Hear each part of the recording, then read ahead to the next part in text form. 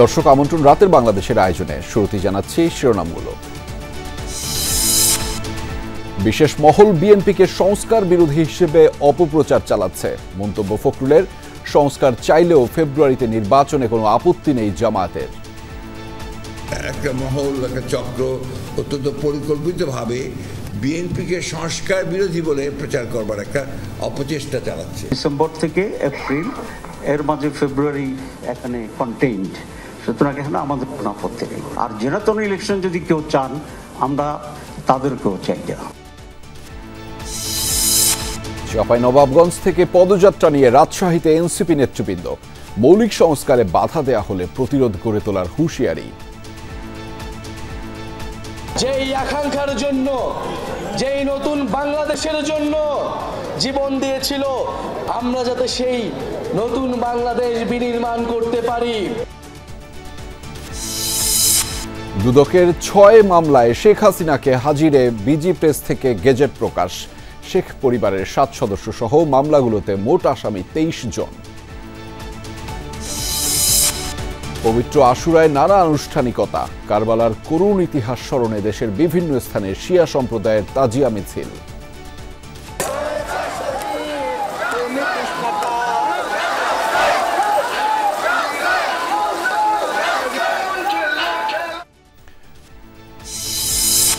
এক সপ্তাহে ২৫০০-এর বেশি ডেঙ্গু রোগী শনাক্ত। কার্যকর পদক্ষেপ না নিলে পরিস্থিতি হবে ভয়াবহ, সতর্কতা কীটতত্ত্ববিদদের।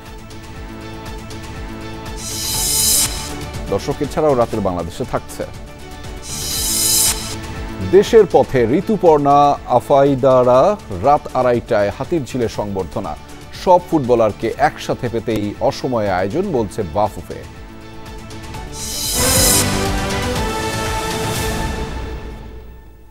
দর্শক, এতক্ষণ শিরোনাম দেখছিলেন, আপনাদের সাথে আছি আমি আহমেদ রেজা। বিএনপিকে সংস্কার বিরোধী হিসেবে অপপ্রচার চালাচ্ছে একটি মহল।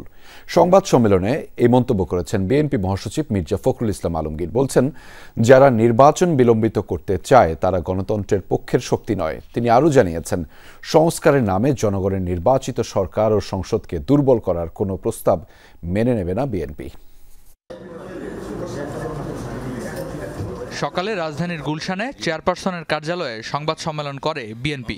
সংস্কার ইস্যুতে লিখিত বক্তব্য তুলে ধরেন দলের মহাসচিব মির্জা ফখরুল ইসলাম আলমগীর। গভীর শ্রদ্ধা জানাচ্ছি আমাদের দলের পক্ষে। বলেন, জাতীয় ঐক্যমত্য কমিশনের কার্যক্রম নিয়ে জনমনে আগ্রহ ও প্রত্যাশার পাশাপাশি রয়েছে হতাশা ও উৎকণ্ঠাও। সংস্কার ইস্যুতে দলের অবস্থান পরিষ্কার করে তিনি বলেন, ঐক্যমত্য প্রতিষ্ঠার আগ্রহী বলেই দলের প্রতিনিধিগণ ধৈর্য নিয়ে আলোচনা অংশ নিচ্ছেন এবং কমিশনকে সহযোগিতা করছেন।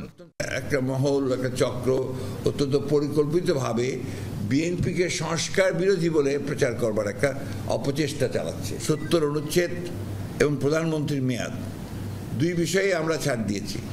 বিশেষ করে প্রধানমন্ত্রীর মেয়াদ নির্দিষ্ট করে দেওয়ার বিধান বিশ্বের কোথাও না থাকার পরেও ঐকমত্য প্রতিষ্ঠার স্বার্থে আমরা সম্মত হয়েছি। ৬টি কমিশনের মধ্যে এখনও পুলিশ সংস্কার কমিশনের বিষয়ে আলোচনা হয়নি। তবে র্যাব বিলুপ্ত সহ কমিশনের প্রস্তাবিত প্রায় সব বিষয়ে ঐক্যমত্য প্রতিষ্ঠা হয়েছে। মির্জা ফখরুলের মন্তব্য, দীর্ঘ আলোচনার পর সংস্কার কমিশনগুলো যেসব প্রস্তাব পেশ করেছে তা নিয়ে অচল অবস্থা সৃষ্টির কারণে কার্যক্রম বিলম্বিত হচ্ছে।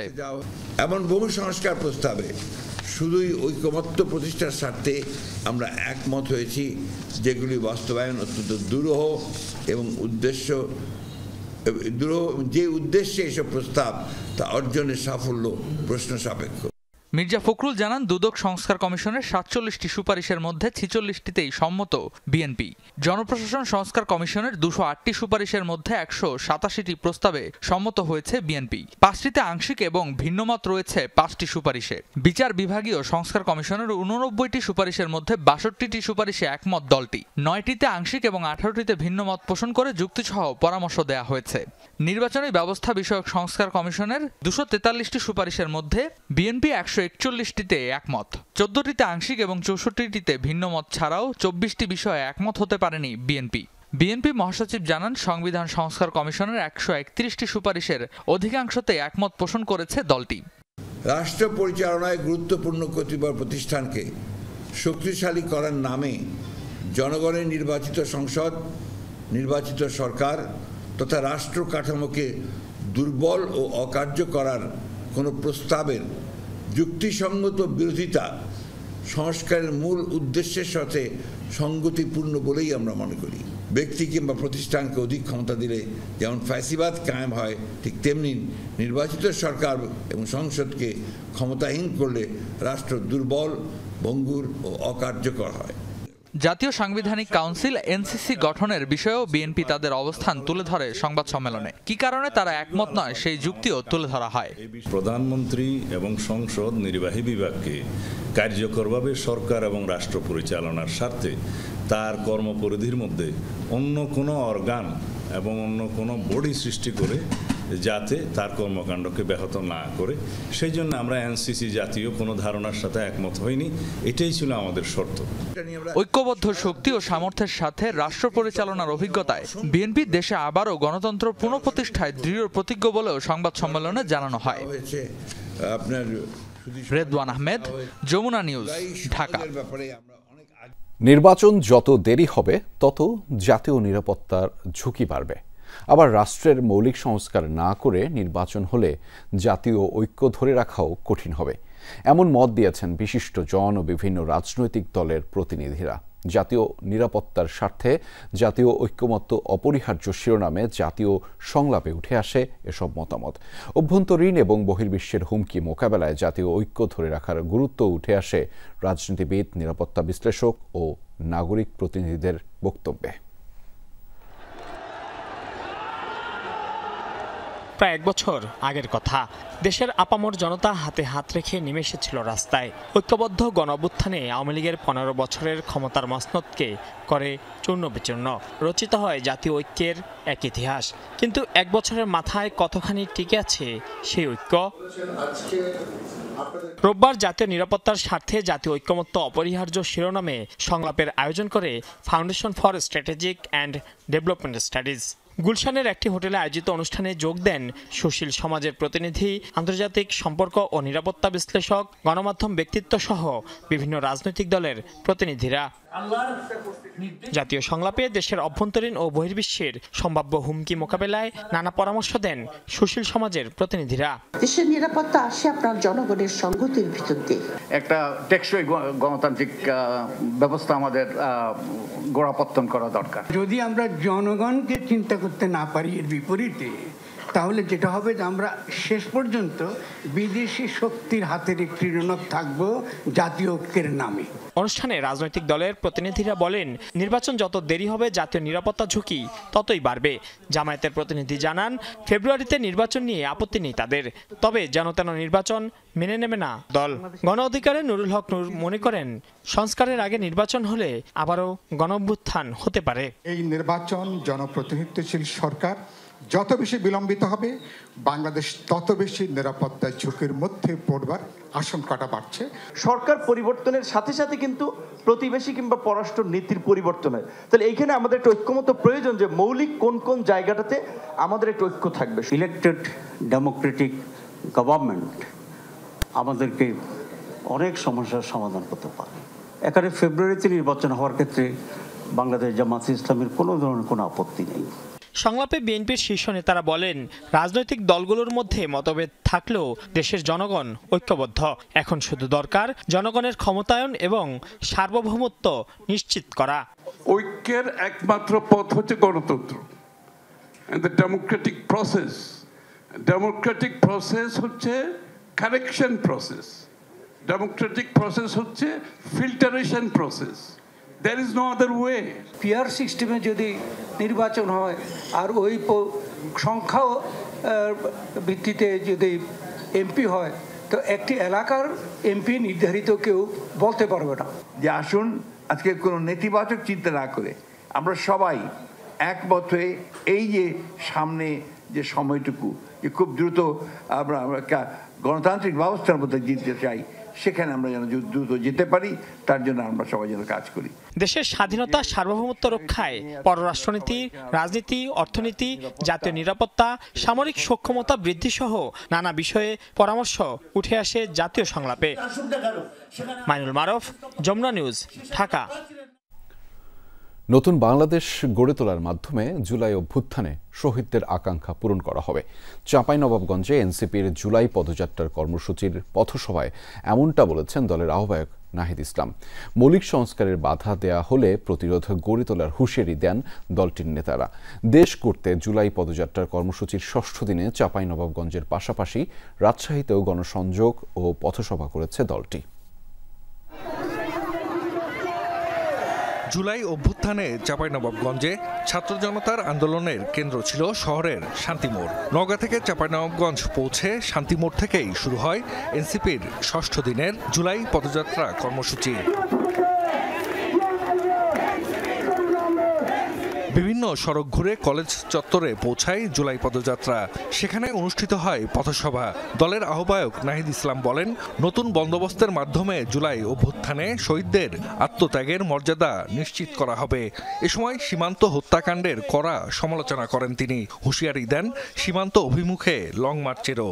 শহীদরা যেই আকাঙ্ক্ষার জন্য, যেই নতুন বাংলাদেশের জন্য জীবন দিয়েছিল, আমরা যাতে সেই নতুন বাংলাদেশ বিনির্মাণ করতে পারি। সীমান্তে অনেক বাহাদুরি হয়েছে দাদাদের, সেই বাহাদুরির দিন শেষ হয়েছে। যদি সীমান্তে আগ্রাসন চালানো হয়, সীমান্তে আমার ভাইদের উপর হত্যার চেষ্টা চালানো হয়, আমরা সীমান্তে লং মার্চ ঘোষণা করব। পথসভায় দলের সদস্য সচিব আক্তার হোসেন বলেন, মৌলিক সংস্কারে বাধা দিলে প্রতিরোধ গড়ে তোলা হবে। জুলাই ঘোষণা ও জুলাই সনদের উপর গুরুত্ব দেন নেতৃবৃন্দ। বাংলাদেশে জুলাই সনদ, জুলাই ঘোষণাপত্র কেউ যদি আটকিয়ে রাখতে চায়, তাদের বিরুদ্ধে এই চাঁপাইবাসীকে প্রতিরোধ গড়ে তুলবে। পরে শহরের সুপারমার্কেট এলাকায় এনসিপির জেলা কার্যালয় উদ্বোধন করেন কেন্দ্রীয় নেতারা। এরপর রাজশাহীর উদ্দেশ্যে রওনা হয় জুলাই পদযাত্রার গাড়িবহর। বিকেলে রাজশাহীর গোদাগাড়িতে সংক্ষিপ্ত পথসভায় বক্তব্য দেন নাহিদ ইসলাম। বিপ্লবীরা ঘুমায় নাই, বিপ্লবীরা ঘুমাবে না। পরে নগরীতে পদযাত্রা ও পথসভায় অংশ নেন কেন্দ্রীয় নেতারা। আগামীর বাংলাদেশে যত বড় দল হোক, যত বড় নেতা হোক, যত বড় নেত্রী হোক, কাউকে প্রশ্নের ঊর্ধ্বে রাখা হবে না। সংস্কার ছাড়া, বিচার ছাড়া যদি পথ পরিবর্তনের কোনো চেষ্টা করা হয়, আমাদের বুকের উপর দিয়ে গুলি চালিয়ে যেতে হবে। দেশের সংস্কারের পথে যারা বাধা দিবে, দেশের মানুষ তাদের মনে রাখবে, সেই হিসাব তারা রাখবে। সারা বাংলাদেশে রব উঠেছে, আমরা একটি নতুন সংবিধান চাই। সোমবার রাজশাহী থেকে নাটোর, সিরাজগঞ্জ ও পাবনা হয়ে কুষ্টিয়ায় পৌঁছাবে এনসিপির জুলাই পদযাত্রা। জাহিদ হাসান, যমুনা নিউজ। ক্ষমতার অপব্যবহার করে রাজধানী উন্নয়ন কর্তৃপক্ষ রাজুকের পূর্বাচল নতুন শহর প্রকল্পের সরকারি প্লট বরাদ্দ নেয়ার ৬ মামলায় ক্ষমতাচ্যুত প্রধানমন্ত্রী শেখ হাসিনা সহ ২৩ জনকে আদালতে হাজির হতে গেজেট প্রকাশ করেছে বিজি প্রেস। ঢাকার মেট্রোপলিটন সিনিয়র স্পেশাল জজ মোহাম্মদ জাকির হোসেন গালিবের সই করা এই গেজেট প্রকাশ করে বিজি প্রেস। দুদক প্রসিকিউটর মীর আহমেদ আলী সালাম বিষয়টি নিশ্চিত করে বলেন, প্লট বরাদ্দে দুর্নীতির ৬টি মামলায় গেজেট প্রকাশের জন্য আদালতের নির্দেশনা ছিল। বিজি প্রেস থেকে গেজেট প্রকাশিত হয়েছে। আগামী ২০ জুলাই মামলাগুলোর তারিখ ধার্য রয়েছে। ওই তারিখে আসামিরা আদালতে হাজির না হলে তাদের অনুপস্থিতিতে বিচার কার্যক্রম শুরু হবে। শোকাবহ পরিবেশে হায় হোসেন ধ্বনিতে মুখরিত শিয়া সম্প্রদায়ের তাজিয়া মিছিল। সকালে হোসনি দালান থেকে বের হয়ে শোক যাত্রা। মিছিল ঘিরে ছিল কয়েক স্তরের নিরাপত্তা। আয়োজকরা জানিয়েছেন, ন্যায় প্রতিষ্ঠায় ইমাম হোসেনের আত্মত্যাগ স্মরণ করতেই তাদের এমন আয়োজন। ঢাকার তাজিয়া মিছিলের খবর জানাচ্ছেন সহকর্মী মনিরুল ইসলাম, ছবি তুলেছেন শাহরিয়ার কবির সৈকত।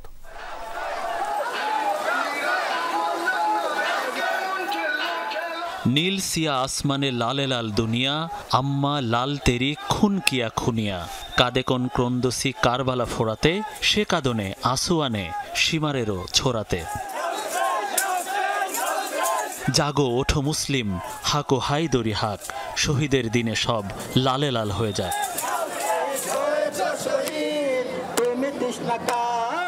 জাতীয় কবি কাজী নজরুল ইসলামের মহরম কবিতার লাইনের মতো ঢাকার পথ যেন মিশেছিল কারবালার প্রান্তরে। মহানবী সাল্লাল্লাহু আলাইহি ওয়াসাল্লামের দৌহিত্র ইমাম হোসেন রাদিয়াল্লাহু আনহু এর শহীদ দিবস পালনে পুরান ঢাকার হোসনি দালান থেকে শোক মিছিল বের হয় সকালে। পাড়া মহল্লা অলি গলি থেকে এক এক করে যোগ দিতে থাকে নারী পুরুষ শিশু কিশোর। হাই হোসেন ধ্বনিতে মুখরিত হয় চারদিক। এই উত্তপ্ত পিচের রাস্তায় হেঁটে চলেছি একমাত্র উদ্দেশ্য আল্লাহকে রাজি করার জন্য।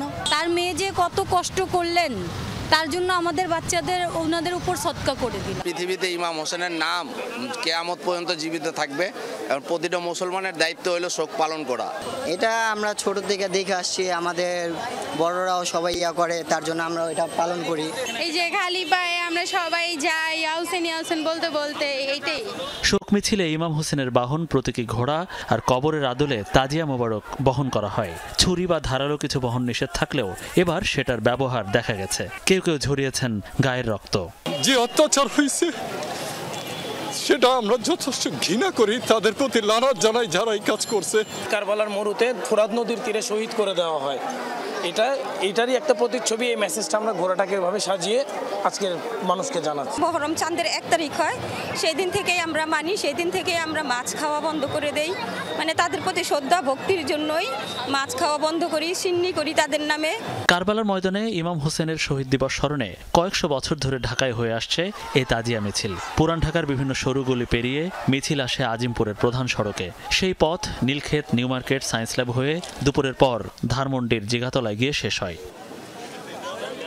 শোকের এই কর্মসূচিতে মুষলধারে বৃষ্টি আসায় যেন এই পরিবেশটি আরও শোকান্বিত করে তোলে ঢাকায়। এখানে অংশ নেয়া মুসলিম সম্প্রদায়ের মানুষ বলছেন যে কারবালা প্রান্তরের ওই শিক্ষা এই মুসলিম বিশ্বের মানুষ না নেওয়ায় আজকে মুসলিম বিশ্বের সবাই পশ্চিমা দেশের হাতে নির্যাতিত হচ্ছে, আক্রমণের শিকার হচ্ছে। সেই বিভেদের কারণে আজকে মুসলমানরা অন্যের ধারা নির্যাতিত হচ্ছে। ফিলিস্তিনি বলেন, অন্যান্য যারা ইরান বলেন, সবাই। শোক মিছিলে ছিল কয়েক স্তরের নিরাপত্তা ব্যবস্থা। শান্তিপূর্ণভাবে শেষ হয় 10ই মুহররমের এই আয়োজন। শোকাবহ এই তাজিয়া মিছিল দেখতে রাজধানীর বাইরে থেকেও সমবেত হন অনেকে। Monirul Islam, Jamuna news, Dhaka. Colour, texture, design ও থিকনেসের বিশাল রেঞ্জ থেকে বেছে নিন আপনার সুপারবোর্ড। সুপারবোর্ড, সব বানানোর বোর্ড। পবিত্র আশুরায় দেশের বিভিন্ন স্থানে বের করা হয় তাজিয়া মিছিল। স্মরণ করা হয় হিজরি 61 সনের কারবালার হৃদয় বিদারক ঘটনাকে। শোককে শক্তিতে রূপান্তর আর অন্যায়ের বিরুদ্ধে সত্যের জয়ের বার্তা নিয়ে তাজিয়া মিছিলে অংশ নেয় শিয়া সম্প্রদায়ের মানুষ।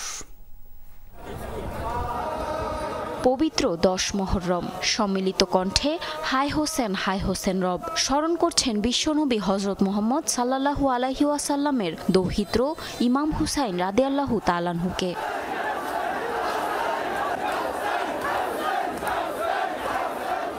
শোককে শক্তিতে রূপান্তর আর অন্যায়ের বিরুদ্ধে সত্যের জয়ের বার্তা নিয়ে খুলনাতে বের হয় তাজিয়া মিছিল। নগরীর আলতাপুর লেনে আঞ্জুমানে পাঞ্জাতনী ইমামবাড়ি থেকে শোক ও মাতমের মিছিল বের করা হয়। শিয়া সম্প্রদায়ের বিভিন্ন বয়সী মানুষ শোকের ব্যানার, প্ল্যাকার্ড আর ফেস্টুন নিয়ে মিছিলে অংশ নেন। কারবালাতে যে শোকাবহ ঘটনা ঘটেছে এটা ইসলামের ইতিহাসের সবচেয়ে করুণ এবং মর্মান্তিক ঘটনা। হুসাইন আমাদের সর্দার, জান্নাতে সর্দার, তার জন্য আমরা কেন রাস্তায় নামবো না? কারবালা আমাদেরকে শিখায় অন্যায়ের বিরুদ্ধে প্রতিবাদ করার। বন্দনগরী চট্টগ্রামের সদরঘাটের ইমামবাড়া থেকে শুরু হয় তাজিয়া মিছিল। পরে শহরের নিউ মার্কেট ও কোতোয়ালি মোড় ঘুরে আবার ইমামবাড়াতেই শেষ হয় মিছিলটি। মুসলমানদের ঐক্যবদ্ধ থাকতে হবে এবং জালিমের বিরুদ্ধে সোচ্চার থাকতে হবে। এটা আমাদের দায়িত্ব যে যারা দ্বীন ইসলামের জন্য শহীদ হয়েছে তাদেরকে স্মরণ করা। নিশ্চিতরূপে তিনি রাসূলুল্লাহর নাতি ছিলেন।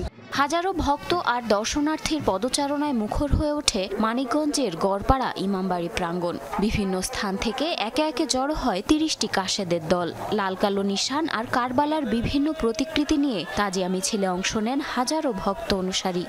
1921 সালে প্রথম মানিকগঞ্জে এই মহরমের মিছিল শহরে যায় এবং তখন দেবেন্দ্র কলেজ মাঠে না, তখন স্টেডিয়ামে যেত, কখনো কখনো গার্লস স্কুলের মাঠে যেত, যেটা পরবর্তীতে হয়তো বিজয় মেলার মাঠে পরিণত হয়েছে।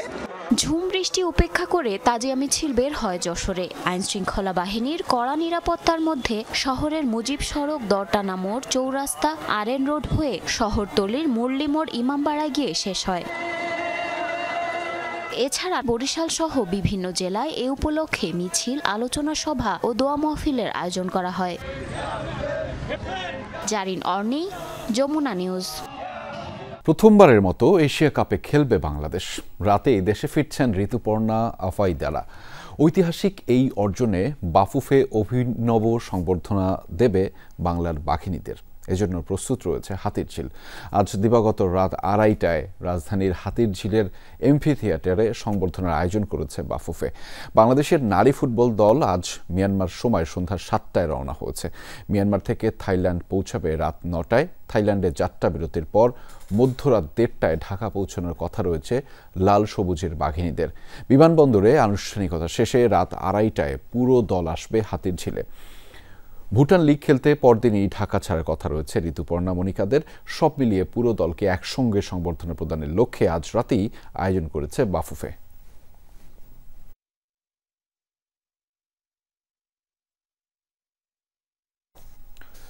দর্শক, সংবাদে জানাচ্ছিলাম নারী ফুটবল দলের সংবর্ধনা মঞ্চটি আয়োজন করা হয়েছে হাতিরঝিলের এমফি থিয়েটারে। সেখানে রয়েছেন আমাদের সহকর্মী নাফিজ শুভ। তিনি এই মুহূর্তে যুক্ত রয়েছেন। আমরা অনুষ্ঠানের বিস্তারিত জানতে চাই তার মাধ্যমে। শুভ, হাতিরঝিলের মুক্ত মঞ্চের অনুষ্ঠানে কি কি আয়োজন থাকছে সেটি একটু বিস্তারিত জানাবেন, আর সেখানকার সবশেষ পরিস্থিতিগুলো যদি একটু আমাদেরকে বিস্তারিত জানাতেন কিনা। রেজা, যে কথাটি বলছিলেন যে নারী ফুটবল দলকে কিন্তু সম্বোধনা জানানোর জন্য এরই মধ্যে কিন্তু প্রস্তুত হয়ে গেছে হাতিরঝিলের এমপি থিয়েটারের মঞ্চ। এবং আমি যদি আপনাদেরকে একটু দেখাই যে অলরেডি কিন্তু ডিজিটাল স্ক্রিন কিন্তু তাদের স্থাপন করে ফেলেছে এবং সেই সাথে আলোকসজ্জা যে বিষয়টি রয়েছে সেটিও কিন্তু সব কিছু সম্পন্ন করা হয়েছে। এবং শেষ মুহূর্তে যে প্রস্তুতি, অর্থাৎ এই যে নারী দল যারা এত বড় একটি অর্জন দেশের জন্য বয়ে আনলো, তারা কিন্তু তাদের জন্য এই যে বাফুফের একটি আয়োজন, তো এইখান থেকে কিন্তু বোঝা যাচ্ছে যে দেশের ফুটবল উন্মাদনা আসলে কতটুকু। কেননা আমরা এর মধ্যে জেনেছি যে লম্বা একটি ভ্রমণ নিয়ে কিন্তু তারা কিন্তু দেশে ফিরছেন, অর্থাৎ মিয়ানমার থেকে তাদের যে খেলাটি ছিল এবং এফসি এশিয়া কাপ বাছাই পর্বে কিন্তু বাংলাদেশ দুর্দান্ত পারফরমেন্স করে কিন্তু সি গ্রুপের চ্যাম্পিয়ন হয়ে তারা পরবর্তী রাউন্ড অর্থাৎ এশিয়ান কাপের যে লড়াইটা সেখানে কিন্তু তারা চলে গেছে, সেটিও ইতিহাসের প্রথমবারের মতো। তো তাদের জন্য কিন্তু বাফুফের এই যে আয়োজন, তো এই আয়োজনটা কিন্তু তাদের ক্ষেত্রে এই জিনিসটা এক প্রকার বলা যায় যে খুব বেশি হ্যাসেল হয়ে গেছে। কেননা দীর্ঘ একটি বিমান জার্নি এবং সেখান থেকে বিমানবন্দর থেকে তাদেরকে এখানে এনে রাত 2:30 নাগাদ তাদেরকে সংবর্ধনা। তো এরই মধ্যে কিন্তু এগুলো নিয়ে কিন্তু অনেক ধরনের নেতিবাচক খবর উঠে এসেছে। তবে আসার কথা হচ্ছে বাফুফের থেকে যেটি বলা হয়েছে যে এই যে অর্জনটা, এই অর্জনের পুরো সূতিকা গাথা যে যাকে দিয়ে, অর্থাৎ ঋতুপর্ণা, তো ঋতুপর্ণা এবং আরও 5 ফুটবলার রয়েছেন যারা কিন্তু এরই মধ্যে কিন্তু ভুটান লিগে খেলছেন। তো তারা কিন্তু দেশে ফেরার সাথে সাথে কিন্তু আবার ভুটানের বিমান ধরবেন। তো সব প্লেয়ারকে কিন্তু তাদের এক সুতোয় গাচ্ছে কিন্তু এই যে আয়োজনটা করা হচ্ছে। বাফুফের থেকে বলা হয়েছে যে এটা অবশ্যই তাদের জন্য একটা জটিল একটা বিষয়, কেননা এত লম্বা পথ পাড়ি দিয়ে আবারও তারা এখানে আসবেন, তাদেরকে সংবর্ধনা জানানো হবে। তো ছোট্ট এই প্রয়াসটি বাফুফের থেকে নেওয়া হয়েছে যাতে করে সকলে একসাথে থাকেন এবং বিশেষ করে ঋতুপর্ণার কথা, যার কথা না বললেই নয়, যে যার এই যে একটি বিষয় একটু জানতে চাই, এশিয়ান কাপের মঞ্চে কিন্তু তারা শুভ একটি বিষয় জানতে চাই, সেটি হচ্ছে যে দর্শকরা যারা আসলে সাধারণ মানুষরা তারা যদি এমপি থিয়েটারে যেতে চান রাতের বেলা, তাদের জন্য সেই ব্যবস্থাটি থাকছে কিনা এবং সেখানে বিভিন্ন জন যেভাবে অংশগ্রহণ করবেন তারা আসলে কি ব্যবস্থাপনায় অংশগ্রহণ করবেন সেটি যদি একটু জানাতেন। এই বিষয়টি নিয়েও কথা হয়েছে বাফুফের সাথে। তারা কিন্তু এই আয়োজনটি কিন্তু সকলের সাথে ভাগাভাগি করার জন্য কিন্তু এমপি থিয়েটার মঞ্চ যেটি রয়েছে সেটি কিন্তু উন্মুক্ত রাখছেন। এবং যে ভিতরকার যে আসনগুলো রয়েছে, আসনগুলো আমরা জানি এমপি থিয়েটারের আসনগুলো কিন্তু খুবই সীমিত। তাদের দিক থেকে বলা হয়েছে যে যতক্ষণ পর্যন্ত আসন সংখ্যা আসলে খালি থাকে ততক্ষণ পর্যন্ত তারা দর্শকদের তাদেরকে ঢুকতে দেবেন। কেননা এই যে দর্শকদের যে উন্মাদনা, তাদের এই ফুটবলের প্রতি এই আগ্রহের কারণে কিন্তু আজকের এই জায়গায় এসেছে ফুটবল। তো তাদের জন্য কিন্তু উন্মুক্ত থাকছে মুক্ত মঞ্চ, কিন্তু সেই সাথে তাদেরকে একটি করা হয়েছে যে যত তাড়াতাড়ি সম্ভব নিজেদের আসনটি বুঝে নেওয়ার জন্য। সেই খবরের বিস্তারিত আপনার মাধ্যমে জানছিলাম, ধন্যবাদ। নিশ্চয়ই সেখানে আলাদা নিরাপত্তা বলয় রয়েছে, সেটির মাধ্যমে যারা যাবেন তারা আসলে নিশ্চিন্তে থাকতে পারবেন। আমাদের সাথে যুক্ত হওয়ার জন্য আপনাকে ধন্যবাদ। দেশে ডেঙ্গু শনাক্তের সংখ্যা 12,000 ছাড়ালো। জানুয়ারি থেকে এই পর্যন্ত মৃত্যু হয়েছে ৪৫ জনের। ৪২ জেলার হাসপাতালেই রোগী ভর্তি আছে। স্বাস্থ্য অধিদপ্তরের তথ্যে দেখা গেছে গত এক সপ্তাহেই ২৫০০-এর বেশি রোগীর ডেঙ্গু শনাক্ত হয়েছে। ব্যবস্থা না নিলে আগস্ট সেপ্টেম্বরে ভয়াবহ হবে ডেঙ্গু পরিস্থিতির, সতর্ক করছেন কীটতত্ত্ববিদরা। সারা দেশেই বেড়েছে জ্বরের রোগী, বাড়তি চাপ হাসপাতালগুলোতে। বরিশাল বিভাগের অবস্থা বেশি নাজুক। জ্বরের রোগীদের অনেকেই ডেঙ্গু আক্রান্ত, প্রতিদিন শনাক্ত ৩০০-র মতো। ঢাকার বাইরে সবচেয়ে বেশি রোগী ভর্তি বরগুনায়, ৩০০০-এর বেশি রোগী শনাক্ত আর মৃত্যু হয়েছে ৬ জনের। জুনে প্রায় ৬০০০ মানুষের ডেঙ্গু শনাক্ত হয়েছে, গত এক সপ্তাহেই শনাক্ত ২৫০০-এর বেশি।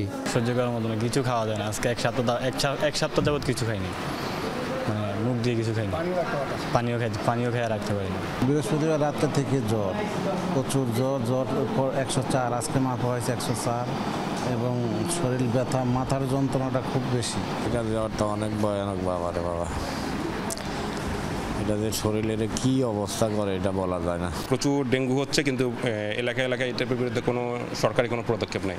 সরকার যদি পদক্ষেপ নিতে পারে অবশ্যই এটা আরও ভালো হবে। জ্বরের রোগীদের অনেকে অবহেলায় দেরিতে হাসপাতালে যান, তাদের বড় একটা অংশ পড়েন জটিলতায়। গত ৩৬ দিনে মৃত্যু হয়েছে ২২ জনের। আপনি যত দ্রুত ডায়াগনোসিস করবেন, আপনি তত দ্রুত সেভ করতে পারবেন। সিভিয়ার ভমিটিং, কনশাসনেস, এলোমেলো কথা বলছে কিনা, বা স্পেসিফিক কোনো ধরনের কিডনির সমস্যা তৈরি হচ্ছে কিনা, লাল প্রস্রাব, পায়খানা, কোথাও কোনো রক্তপাত আছে কিনা, এগুলো যদি কিছু চোখে পড়ে তাহলে পেশেন্টটার ব্যাপারে একটু কেয়ারফুল হতে হবে। দেশে মশা মারার আয়োজন নেই বললেই চলে।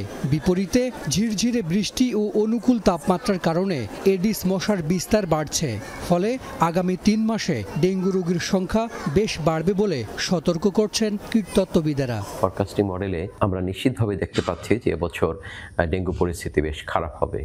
বিশেষ করে ঢাকা ছাড়াও ঢাকার বাইরে চট্টগ্রাম, কক্সবাজার, বরগুনা এবং বরিশাল এই কয়েকটি জেলার পরিস্থিতি বেশ ভয়াবহ হওয়ার একটি সম্ভাবনা আছে। দেশে ডেঙ্গুর সঙ্গে বাড়ছে চিকুনগুনিয়াও। হাসান মিসবাহ, যমুনা নিউজ, ঢাকা। ডিজিটাল প্ল্যাটফর্মে আনুষ্ঠানিকভাবে পথ চলা শুরু হলো লাল সবুজ প্রকাশের। বিকেলে রাজধানীর ডেইলি স্টারের ভবনের আনুষ্ঠানিক উদ্বোধন করেন পিআইবির মহাপরিচালক ফারুক ওয়াসিফ। এ সময় তিনি লাল সবুজ প্রকাশের শুভকামনা এবং শুভযাত্রা করে বলেন, সাংবাদিকতার পতন মানে রাষ্ট্রের পতন। এ সময় বিগত দিনের সাংবাদিকতার কথাও তুলে ধরেন তিনি। বলেন, তরুণরাই সকল বাধা অতিক্রম করতে শিখিয়েছে। লাল সবুজ প্রকাশ 3 দিনব্যাপী জেনজি মিডিয়া ক্যাম্পের আয়োজন করে। এতে বিভিন্ন জেলা থেকে আসা 30 জন তরুণ সংবাদকর্মী ও কন্টেন্ট ক্রিয়েটরকে প্রশিক্ষণ দেওয়া হয়। সমাপনী দিনে জুলাই আন্দোলনের সাহসী ভূমিকা রাখায় সম্মাননা দেওয়া হয় যমুনা টেলিভিশনের আখলাকুস সাফা, লামিয়া তিথি ও সাইদুর রশিদ ইভান সহ 6 জনকে।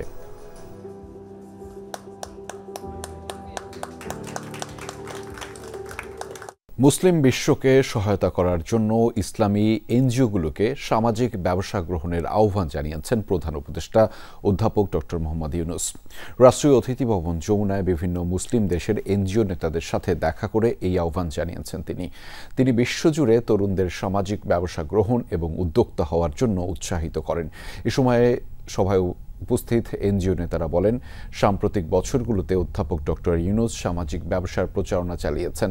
এনজিও নেতারা আরও বলেন, তাদের নিজ নিজ দেশে একই ধরনের উদ্যোগ গ্রহণে উৎসাহিত করেছেন অধ্যাপক ডক্টর মোহাম্মদ ইউনূস। মালয়েশিয়ায় জঙ্গি সন্দেহে গ্রেফতার বাংলাদেশিরা কেউ জঙ্গি নয় বলে দাবি করেছেন স্বরাষ্ট্র উপদেষ্টা অবসরপ্রাপ্ত লেফটেন্যান্ট জেনারেল জাহাঙ্গীর আলম চৌধুরী। দেশে ফেরত 3 জনকে অ্যান্টি টেরোরিজম ইউনিটের কাছে হস্তান্তর করলেও উপদেষ্টা বলছেন তাদের ভিসার মেয়াদ শেষ হওয়ায় ফেরত পাঠানো হয়েছে। এদিকে সাম্প্রতিক সময়ে মবের ঘটনা বেড়েছে বলেও স্বীকার করেছেন উপদেষ্টা। জঙ্গি সংগঠন আইএসের সঙ্গে সংশ্লিষ্টতার অভিযোগে 36 বাংলাদেশিকে আটক করেছে মালয়েশিয়ান পুলিশ। এদের মধ্যে 3 জনকে ইতিমধ্যে দেশে ফেরত পাঠানো হয়েছে। সকালে হযরত শাহজালাল আন্তর্জাতিক বিমানবন্দরে রপ্তানি কার্গো ভিলেজ ও বিএডিসি হিমাগার পরিদর্শনে যান স্বরাষ্ট্র উপদেষ্টা। এ সময় দাবি করেন মালয়েশিয়ায় গ্রেফতারকৃতদের কেউই জঙ্গি নয়। ভিসার মেয়াদ শেষ হওয়ায় 3 জনকে দেশে পাঠানো হয়েছে। বর্তমানে তারা জেল হাজতে আছেন। ওখান থেকে 3 জন যারা আসছে তাদের মেইনলি ছিল যে তাদের যে কি বলে ওই ভিসার যে মেয়াদ উত্তীর্ণ হয়ে গিয়েছে। এই 3 জনের এই ভিসার মেয়াদ উত্তীর্ণ হয়ে গেছে। বাংলাদেশে জঙ্গিবাদের কোনো অবস্থান নাই, এখানে কোনো ধরনের জঙ্গিবাদ নাই। আপনাদের সহযোগিতায় কিন্তু এখানে জঙ্গিবাদ নির্মূল করে দেওয়া হয়েছে। বিমানবন্দর থেকে স্বরাষ্ট্র উপদেষ্টা উত্তরায় শিল্পাঞ্চল পুলিশের হেডকোয়ার্টার পরিদর্শন করেন। সেখানে পুলিশ সদস্যদের সঙ্গে কথা বলেন তিনি। কতজন সেই পর্যন্ত? মাত্র 500। দুপুরে উত্তরা পূর্ব থানা পরিদর্শনে যান স্বরাষ্ট্র উপদেষ্টা। সাম্প্রতিক সময়ে দেশে মবের ঘটনা বেড়েছে বলে স্বীকার করেন তিনি। মব কিছুটা কমে আসছিল, বাট পরে আবার এই 2-3 দিনের আগে যে কুমিল্লা একটা ঘটনা ঘটছে, চিটাগাং একটা ঘটনা ঘটছে, লালমনিরহাটে একটা ঘটনা ঘটছে, ফরিদপুরে একটা ঘটনা ঘটছে। বাট এগুলি যেন ভবিষ্যতে আর না ঘটে এই জন্য কিন্তু আমরা প্রপার অ্যাকশন নিচ্ছি। এক প্রশ্নের জবাবে উপদেষ্টা জানান, নির্বাচন শুধু আইন শৃঙ্খলা বাহিনীর উপর নির্ভর করে না, তবে তারা প্রস্তুতি নিচ্ছেন। ইলেকশনটার জন্য সবচেয়ে বেশি প্রস্তুতি দরকার যারা ইলেকশনে পার্টিসিপেট করবে তাদের। আমাদের প্রস্তুতি ঠিক আছে, সবাই প্রস্তুতি যদি হয়, 4টার প্রস্তুতি একসাথে হলে কোনো অসুবিধা, আমাদের প্রস্তুতি কোনো ঘাটতি নেই। লালমনিরহাটে থানায় হামলার ঘটনায় 7 জনকে গ্রেফতার করা হয়েছে বলেও জানান তিনি। সকালেও স্পিডে বলছি যে তাদের ধরার জন্য। রাব্বি সিদ্দিকী, যমুনা নিউজ, ঢাকা। ভোলায় তজুমুদ্দিনে এক নারীকে ধর্ষণ ও ছবি তুলে ব্ল্যাকমেইল করার চেষ্টার অভিযোগে মামলা হয়েছে। আসামিদের ধরতে অভিযান চলছে বলে জানিয়েছে পুলিশ। মামলায় বলা হয়, এক সন্তানকে নিয়ে বাবার বাড়িতে থাকেন ভুক্তভোগী। গত 10 জুন রাতে বাথরুমে যাওয়ার উদ্দেশ্যে বের হলে অভিযুক্ত গিয়াস তাকে ধর্ষণ করে আরেক অভিযুক্ত রাসেল নির্যাতনের ছবি তোলে। এরপর রাসেলও তাকে ধর্ষণের চেষ্টা করে। এ সময় দৌড়ে ঘরের ভেতর ঢুকে রক্ষা পান ভুক্তভোগী। পরবর্তীতে গিয়াস ও রাসেল ছবি ছড়িয়ে দেওয়ার ভয় দেখিয়ে সুযোগ নেয়ার চেষ্টা করে আসছিল। এই ঘটনায় রোববার নির্যাতনের শিকার নারীর পরিবার মামলা করে। অভিযুক্ত গিয়াস ও রাসেল যুবদলের কর্মী হিসেবে পরিচিত বলে জানিয়েছে স্থানীয়রা। ইতিমধ্যে আমরা মামলা রেকর্ড করেছি। আসামি ধরার জন্য আমরা টিম প্রেরণ করেছি, আর তদন্ত চালু হয়েছে। আওয়ামী লীগকে নিষিদ্ধ করার বিষয়ে সবচেয়ে বেশি বাগড়া দিয়েছে বিএনপি, এমনটাই মন্তব্য করেছেন ইসলামী আন্দোলন বাংলাদেশের সিনিয়র নায়েবে আমির মুফতি মোহাম্মদ ফয়জুল করিম। রোববার বিকেলে রাজশাহী মহানগরীর শালবাগানে অনুষ্ঠিত সভায় এসব কথা বলেছেন তিনি। সময় দেশের 92% মুসলিম উল্লেখ করে তিনি বলেন, একজন মুসলিম সেকুলার হতে পারে না, তাই ইসলামপন্থীরাই ক্ষমতায় থাকবে, এটাই স্বাভাবিক। এমন কোনো জায়গা নেই যেখানে বিএনপি চাঁদাবাজি করছে না বলেও অভিযোগ করেন মুফতি মোহাম্মদ ফয়জুল করিম। সভায় ইসলামী আন্দোলনের অন্যান্য নেতাকর্মীরাও বক্তব্য রাখেন। রাজনীতিতে রাজতন্ত্র, পরিবারতন্ত্র শেষ করে ইসলামের খেলাফত প্রতিষ্ঠার ব্যাপারে আশা ব্যক্ত করেন তারা।